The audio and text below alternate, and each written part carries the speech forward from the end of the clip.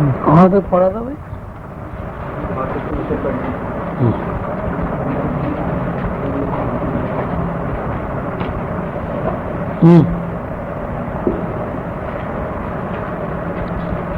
قلندر کا مقام۔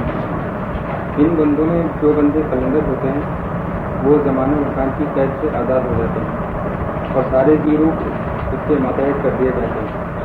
کائنات کا ذرہ ذرہ ان کے تابع فرمان ہوتا ہے، لیکن اللہ کے یہ نیک بندے غرض، طمع، رزق اور لالچ سے بے نیاز ہوتے ہیں۔ مخلوق جب ان کی خدمت میں کوئی گزارش پیش کرتی ہے تو وہ اس کو سنتے بھی ہیں اور اس کا تدارک بھی کرتے ہیں، کیونکہ قدرت نے انہیں اسی کام کے لیے مقرر کیا ہے۔ یہی وہ پاکیزہ بندے ہیں جن کے بارے میں اللہ کہتا ہے، میں اپنے بندوں کو دوست رکھتا ہوں اور ان کے کان، آنکھ اور زبان بن جاتا ہوں، پھر وہ میرے ذریعے بولتے ہیں، میرے ذریعے سنتے ہیں اور میرے ذریعے چیزیں پکڑتے ہیں۔ ان ازلی سعید بندوں کی تعلیمات یہ ہیں کہ ہر بندے کا اللہ کے ساتھ محبوبیت کا رشتہ قائم ہے، ایسی محبوبیت کا رشتہ جس میں بندہ اپنی اللہ کے ساتھ خدا و نیاز کرتا ہے۔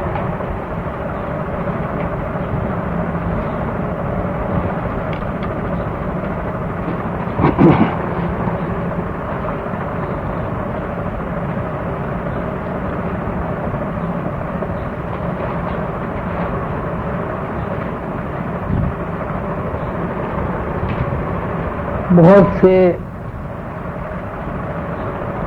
تذکروں میں آپ نے پڑھا ہوگا اور اپنے بزرگوں سے یہ بات آپ تک پہنچی ہوگی کہ یہاں زمین پر یا کائنات میں بیک وقت دو طرح کے نظام کام کر رہے ہیں۔ ایک نظام یہ ہے کہ دنیا میں وسائل کا استعمال ہوتا ہے اور وسائل کے استعمال کے لیے آدمی کو اختیاری طور پر یا غیر اختیاری طور پر جد و جہد کرنا پڑتی ہے۔ دوسرا نظام ایسا نظام ہے جو جاری و ساری ہے، لیکن وسائل کے استعمال کے لیے یا وسائل کو پیدا کرنے کے لیے کوئی جد و جہد کرنا نہیں پڑتی۔ مثلا انسان کی جب خورد و نوش کی ضروریات سامنے آتی ہیں تو وہاں انسانی جد و جہد، انسانی محنت، انسانی عقل و شعور کا عمل دخل ہے۔ آپ روٹی کھاتے ہیں تو روٹی کھانے میں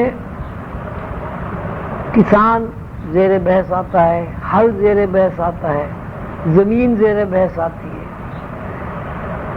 زمین کو کریدنے کے بعد اس کے اندر گیہوں کا دانہ ڈالنا زیر بحث آتا ہے۔ پھر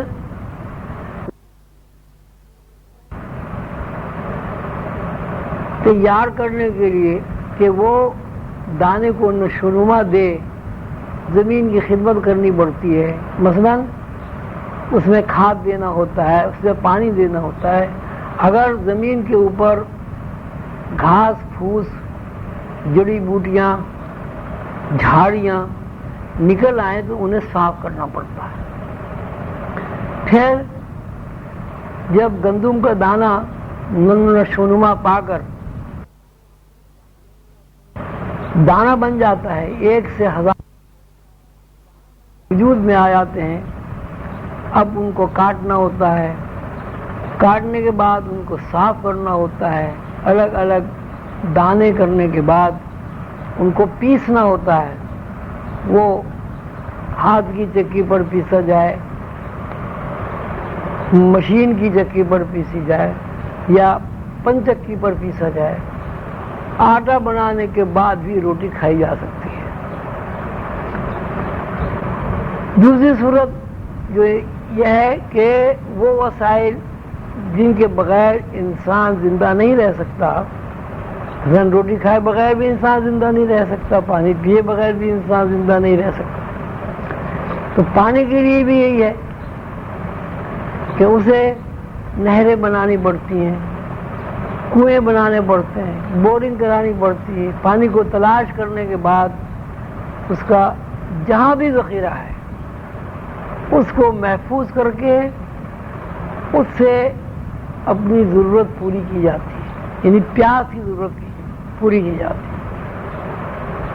لیکن اس کے برعکس انسان ہوا کے بغیر بھی زندہ نہیں رہ سکتا، انسان دھوپ اور چاندنی کے بغیر بھی زندہ نہیں رہ سکتا، انسان آکسیجن کے بغیر بھی زندہ نہیں رہ سکتا۔ یہ وسائل جن کے بغیر وہ کسی بھی حال میں زندہ نہیں رہ سکتا، انسان کو،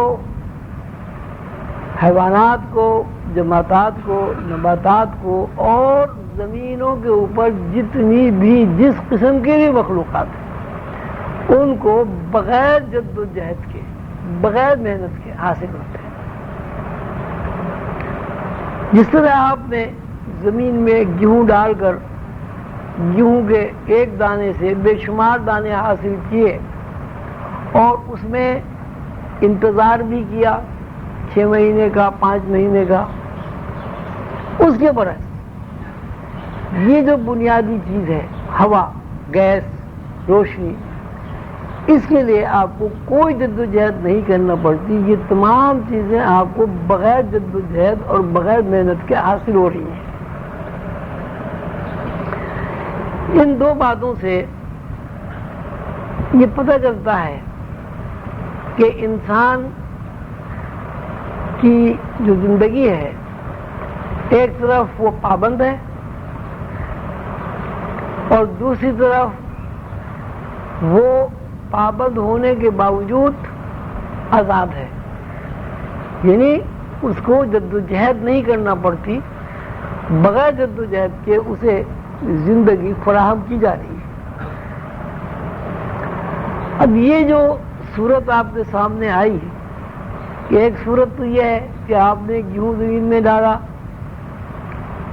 پھر اس کو آٹا بنا کر روٹی پکائی، پھر آپ نے بھوک رفع کی یا انرجی حاصل کی، اور دوسری طرف یہ ہے کہ آپ جد و جہد کے بغیر وسائل کو استعمال کر رہے ہیں اور آپ کی زندگی میں توانائی پیدا ہو رہی ہے۔ یہ دونوں باتیں اس طرف متوجہ کرتی ہیں کہ کوئی ایسا نظام ضرور ہے جس نظام کے تحت یہ دونوں عمل ایک ساتھ واقع ہو رہے ہیں۔ ہم ہرگز یہ نہیں کہہ سکتے کہ ہوا خود بخود چل رہی ہے، ہم ہرگز یہ نہیں کہہ سکتے کہ فضا کے اندر جو آکسیجن ہے اس کا کنٹرول کسی کے ہاتھ میں نہیں ہے۔ اگر کسی کے ہاتھ میں کنٹرول نہیں ہے تو آکسیجن کسی وقت بہت زیادہ بھی ہو سکتی ہے اور آکسیجن کسی وقت بالکل ختم بھی ہو سکتی ہے۔ روشنی کے اندر آپ دیکھتے ہیں ایک توازن ہے، ایک اعتدال ہے۔ روشنی میں توازن اور اعتدال اور تسلسل اس بات کی ضمانت ہے کہ روشنی کے اوپر بھی کسی کو کنٹرول حاصل ہے اور کوئی ہستی ہے جس نے اس کو تسلسل کے ساتھ اعتدال میں رکھا ہوا ہے۔ مثلا سورج جہاں بھی آپ دنیا کے کسی بھی خطے پہ چلے جائیں مشرق سے ہی نکلتا ہے، مغرب میں ڈوب جاتا ہے۔ سوال یہ پیدا ہوتا ہے کہ سورج اگر کوئی خود مختار ہستی ہے تو کیسے وہ مشرق سے ہی نکلتا ہے مغرب میں ڈوبتا ہے؟ ایسا کیوں نہیں ہوتا؟ کبھی سورج جو ہے مغرب سے نکلے، کبھی سورج مشرق سے نکلے، کبھی سورج شمال سے نکلے، کبھی سورج جنوب سے نکلے، ایسا نہیں ہوتا۔ سورج کے اندر جو روشنی ہے، اس سورج کے اندر جو رنگ ہیں، جن کو 7 رنگ بتایا جاتا ہے، وہ رنگ اگر 1 کروڑ سال پہلے تھے وہ آج بھی ہیں. سورج کے اندر اگر تپش 1 لاکھ سال پہلے تھی تو آج بھی ہے. ایسا کبھی نہیں ہوا کہ دن میں نکلنے والے سورج کی روشنی چاند کی طرح ٹھنڈی ہو جائے اور رات کو نکلنے والے چاند کی ٹھنڈی چاندنی کی جگہ سورج کی طرح تپش پیدا ہو جائے. مطلب کہ ایک مقررہ حساب ہے، ایک مقدار ہے معین، اس کے اوپر یہ ایک نظام چل رہا ہے. اس سے بھی اندازہ ہوتا ہے اور تجربہ ہوتا ہے کہ یہاں جو بھی کچھ ہو رہا ہے انسان کی اختیاری چیزیں یا انسان کی بے اختیار زندگی، یہ کہیں نہ کہیں سے کنٹرول ہو رہی ہے. یہ کنٹرول ہونا ایک یہ ہے کہ اللہ تعالیٰ اس کو کنٹرول کر رہے ہیں.